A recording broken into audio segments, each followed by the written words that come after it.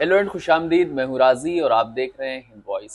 मेरे साथ इस वक्त बातचीत करने के लिए मौजूद हैं हाफिज गुलाम सरवर साहब। अलग अलग मसलों पर एक अच्छी राय रखते हैं और टीवी में और तमाम जगह पर सोशल मीडिया पे इनकी आवाज़ जो है वो काफ़ी वायरल होती है और लोग इनको पसंद भी करते हैं। आज जो मसला है वो बिल्किस बानो का मसला है। सुप्रीम कोर्ट ने एक फैसला दिया है जिसमें जो बिल्किस बानो गैंगरेप के आरोपी थे उन तमाम लोगों को सुप्रीम कोर्ट ने ये कहा है कि उनको फिर से जेल भेजा जाए। इन्हीं तमाम मसलों पर बातचीत करने के लिए मेरे साथ मौजूद हैं गुलाम सरवर साहब। सर बहुत बहुत स्वागत है आपका। शुक्रिया आपका। सर आज जो फैसला आया है सुप्रीम कोर्ट का कि जो 15 अगस्त 2022 को उनको बरी किया गया था 11 आरोपी जो उस पे थे, उनको फिर आज सुप्रीम कोर्ट ने कहा है कि आप वापस आइए जेल में। सर ये पूरा मामला क्या है और किस तरह से आप इसको देखते हैं?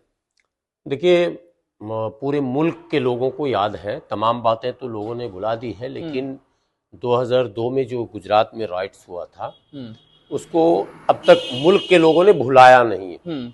ना भुलाने के कई वजूहात हैं जी। एक ये कि उसमें केंद्र में और मरकज में जो सरकार थी वो भी अटल बिहारी वाजपेयी जी प्रधानमंत्री थे, और रियासत में जो सरकार थी राज्य के मुखिया थे जो अब देश के मुखिया हैं नरेंद्र मोदी जी उस वक्त मुख्यमंत्री थे। और जिस तरह की तस्वीर सामने आई थी वो बिल्कुल ये लग रहा था कि सरकार प्रायोजित दंगा है, और उसमें बाबू बजरंगी और तमाम लोगों के बयान भी वायरल हुए थे।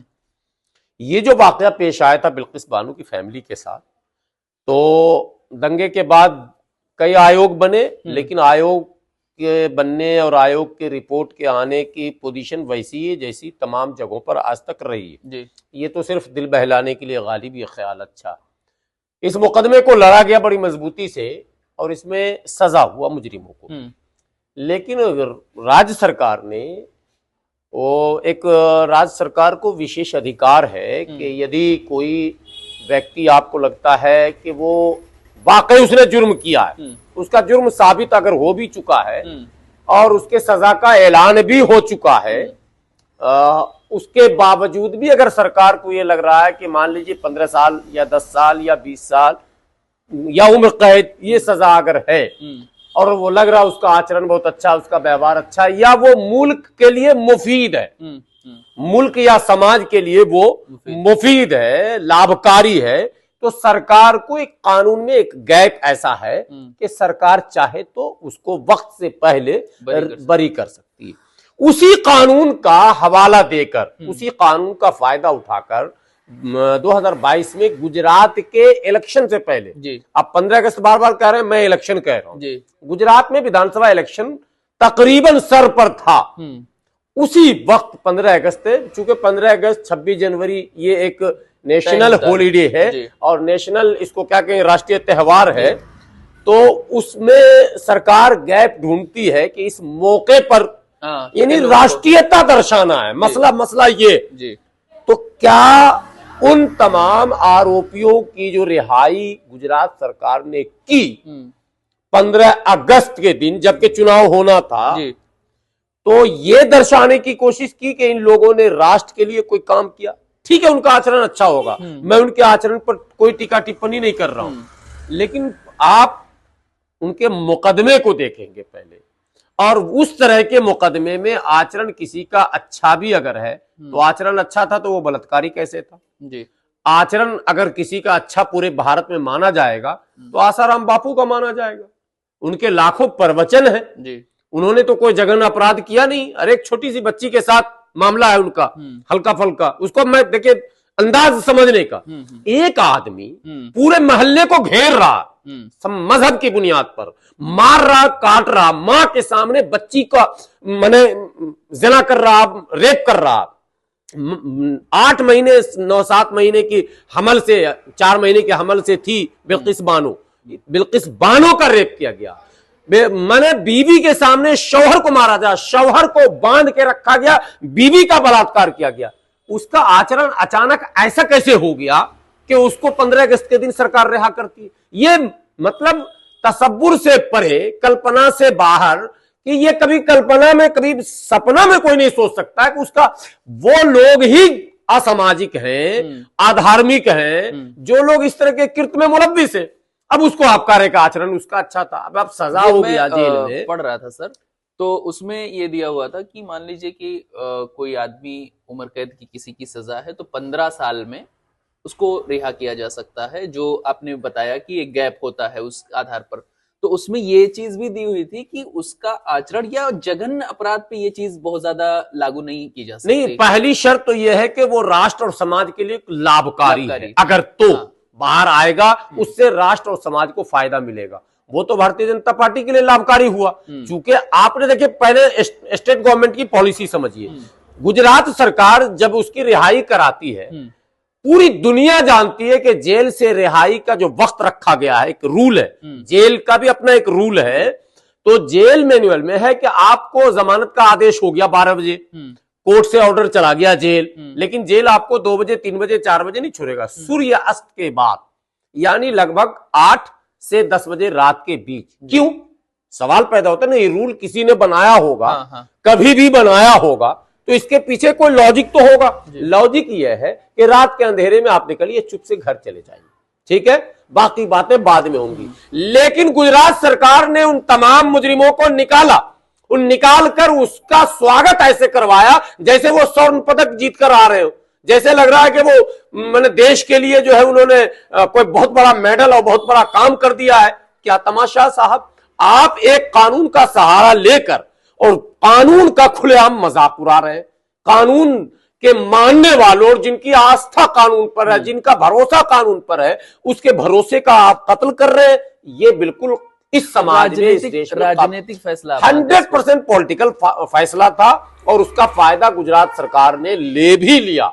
फूलमाला पहनाकर मिठाइयां, आपने वो तस्वीरें देखी होगी, मिठाइयां बांटी जा रही थी एक दूसरे को और फूल माला पहनाए जा रहे थे और नारे लगाए जा रहे थे, जैसे लग रहा है जंग जीत कर आया हो। हाँ, जंग जीता उसने, जंग जीता उन मजलूमों से जो मजलूम कानून और क्या कहते हैं संविधान की व्यवस्था बनाने के लिए जंग लड़ रहे हैं, उनको हराकर वो एक ऐसी व्यवस्था को लाने में का सफल हुआ जिस व्यवस्था के सामने मजलूम जो है माथा पटक दे। लेकिन बधाई, मैं एक जुमला और बोल दूं, मैं सबसे पहले बधाई देता हूं माननीय उच्चतम न्यायालय के उन जजों को, उन वकीलों को जिन्होंने इस मुकदमे को बड़ी ईमानदारी से लड़ी, और बिल्किस बानो को, बिल्किस बानो ने जिस हिम्मत, जिस दिलेरी और जिस निरंतर बगैर थके हुए अपने इस हक के अधिकार की लड़ाई लड़ी है, इंसाफ की लड़ाई लड़ी है, बिल्किस बानो इस मुल्क के तमाम मजलूम औरतों के लिए आइडियल बनी है। मुल्क की मजलूम बहनें हमारी बिल्किस बानो से सीख है कि किसी भी कीमत पर हिम्मत नहीं हारना है और जब जंग को हर हाल में जीतना, इंसाफ हासिल करना। सो बिल्किस बानो ने ये काम करके दिखाया है। मैं बिल्किस बानो को दिल की गहराइयों से इसके लिए मुबारकबाद देता हूं और उसके हिम्मत को मैं सलाम करता हूं, उसके हौसले को मैं सलाम करता हूं, और साथ ही नादिम हूं इस बात पर कि उसके इस जंग में जंतर मंतर और हल्ला हंगामा से आगे हम लोग कुछ नहीं कर सके, बहुत कुछ करना चाहिए। एक्टिविस्ट ने क्या रोल प्ले किया, या यहाँ तक वो जो इंसाफ की लड़ाई है उसमें किन लोगों का साथ रहा? देखिए 100, 200, 500, 1000, 2000 एक्टिविस्टों का आप नाम अगर लेंगे मुल्क में तो शायद 1000, 2000 नाम लेंगे तो एक आध नाम हम जैसे लोगों का भी आएगा जी। लेकिन मैं कैमरे के सामने कहता हूं कि सिवाय जंतर मंतर पर हल्ला करने, बिल्किस बानो को इंसाफ दो, बिल्किस बानो को न्याय दो, गुजरात सरकार के फैसले गलत है वगैरह, इसके अलावा हमने कुछ नहीं किया। मैं एक बात बड़ी ईमानदारी से कहता हूं, जो मिल्ली तंजीमें हैं, बिल्कुल शिकायत नहीं कर रहा हूं, आवाम सुनती है, मिल्ली तंजीमों की बुनियाद भारत के आवाम के ऊपर ही है, इन्हीं के तगोदो। जब तक पब्लिक नहीं है तो हम कुछ भी नहीं, हमारा भाग दौड़ उछल कूद बोलना सब बेमायने। तो मिल्ली तंजीमों ने ईमानदारी से अब तक मुल्क में कोई लड़ाई लड़ी नहीं, इखलास के साथ, लिल्लाहियत के साथ, मजलूम को माने जालिम से महफूज रखने के लिए और मजलूम को इंसाफ दिलाने के लिए इखलास के साथ अगर लड़ाई लड़ी जाती, अभी इस मुल्क में दंगे और फसाद के नाम पर, मजहबी जुनून के नाम पर, मॉब लिंचिंग के नाम पर जितने कत्ल हुए हैं उसमें 70% लोग ऐसे हैं जो इंसाफ की तलाश में अभी भी भटक रहे हैं। तो सिर्फ भटक नहीं रहे, बिल्कुल दिल्ली से सटा हुआ है हाफिज जुनैद शहीद, बहुत दूर नहीं है बल्लभगढ़। आज भी उनकी वालिदा रो रही है कि हमें कुछ पैसे, कुछ दिलासा, ये सब तो मिला, फोटोशूट तो हुआ, लोग नंबर बनाने तो आ गए, लेकिन मुजरिम आज भी खुलेआम घूम रहा है। कातिल सड़क पर अगर है तो इसका मतलब मेरी तंजीम नाकाम है। कातिल सड़क पर कैसे है, ये सवाल हम जब तक पूछेंगे नहीं, मसला ये है सबसे बड़ा। और मरहूम हाफिज जुनैद की वालदा आज भी बोलते बोलते रोती है कि मेरे बेटे का कातिल मेरे सामने से जब गुजरता है, जाहिर सी बात है, यकीन की बात है, मेरे साथ भी होता तो ये होता, क्या गुजरता सीने पर। तो हम तो कहते हैं तंजीम के लोग जो सरबराहान हैं उनको शायद बातें कुछ और बुरी लगे, लेकिन मैं उनसे अपील करता हूं अल्लाह के वास्ते, जिस लड़ाई को लड़िए लिल्लाहियत के साथ, अखलास के साथ, और मजलूम को कैसे हम इंसाफ दिलाएं, इस मकसद के साथ। लास्ट सवाल सर यहीं से उठता है कि ये बिल्किस बानो का जो भी केस हुआ और जिस तरह से उसको आज इंसाफ मिला, माननीय सुप्रीम कोर्ट ने उसको इंसाफ दिया और उन तमाम जो बरी लोग थे उनको उसने फिर से दोबारा जेल में डालने की बात कही। सर, इंडिया जैसे डेमोक्रेटिक कंट्री में एक गवर्नमेंट के जरिए से ऐसे लोगों का रिहा किया जाना एक पॉलिटिकल उसके तहत कितना खतरनाक है, इसका फ्यूचर क्या है? देखिए, रिहाई की एक बड़ी फहरिस्त है हमारे पास। फूलन देवी भी एक उदाहरण है। अभी बिहार में आनंद मोहन की रिहाई, हालांकि डेमोक्रेसी का हवाला ही लेकर हम नहीं, वो कानूनी गैप ही है, लेकिन जब आप उसको उसका विश्लेषण करेंगे ना, तो सारी चीजें अलग अलग खाने में है। फूलन देवी का मामला बिल्कुल अलग था और आनंद मोहन का मामला भी थोड़ा दूसरा है, ये मामला थोड़ा दूसरे ढंग का है। इस तरह के मामले में जो भी मुजरिम है वो 100 बार भी गंगा में स्नान कर ले, वो जमजम से नहा ले, वो हज कर ले, वो 4 धाम यात्रा कर ले, उसे बख्शा नहीं जाना चाहिए।